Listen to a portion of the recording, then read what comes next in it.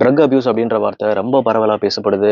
News பேப்பர்ல பார்த்தாலும் சரி, மீடியாஸ்ல பார்த்தாலும் சரி, ட்ரக் அபியூஸ் கேஸ் அப்படின்னு சொல்லி நெறைய பேர் அரெஸ்ட் பண்றாங்க.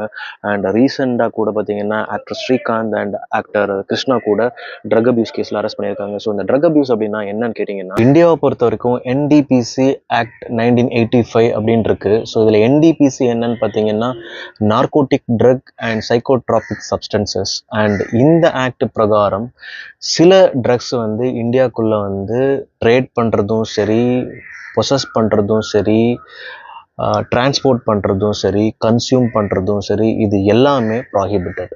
அது என்னென்னு பார்த்தீங்கன்னா, ஹெராயின், கொக்கைன், எம்டிஎம்ஏ, மெத்தஃபிட்டமைன், கஞ்சா, இந்த மாதிரி நிறைய ட்ரக்ஸ் வந்து இதில் கேட்டகரைஸ் பண்ணியிருக்காங்க. ஸோ இதோட ஹெல்த் இஃபெக்டை பார்த்தீங்கன்னா ரெண்டு விதமாக பிரிக்கலாம். ஒன்று ஷார்ட் டேர்ம் இஃபெக்ட், ஒன்று long term effect. Short term இஃபெக்டில் பார்த்தீங்கன்னா ஹாலுசினேஷன், ஈஃபோரியா, அக்ரெசிவ் பிஹேவியர்னு சொல்லலாம். அண்ட் லாங் டேர்மில் பார்த்தீங்கன்னா மெயினாக வந்து brain damage and organ damage. Organ damage சொல்லவே தேவையில்லை, ஹார்ட்டு, கிட்னி எல்லாமே போயிடும். ரைட். ஸோ இதை நாமளாக உணர்ந்து இந்த ட்ரக் செயினை வந்து பிரேக் பண்ணுற வரைக்கும் இந்தியா மட்டும் கிடையாது, எந்த கண்ட்ரிஸாக இருந்தாலும் சரி, இது பெனிட்ரேட் ஆகி போயிட்டே தான் இருக்கும். அண்ட் இதோட மார்க்கெட் பார்த்தீங்கன்னா நம்ம எக்ஸ்பெக்ட் பண்ணுறதை விட ரொம்ப அப்நார்மலான ஒரு மார்க்கெட்.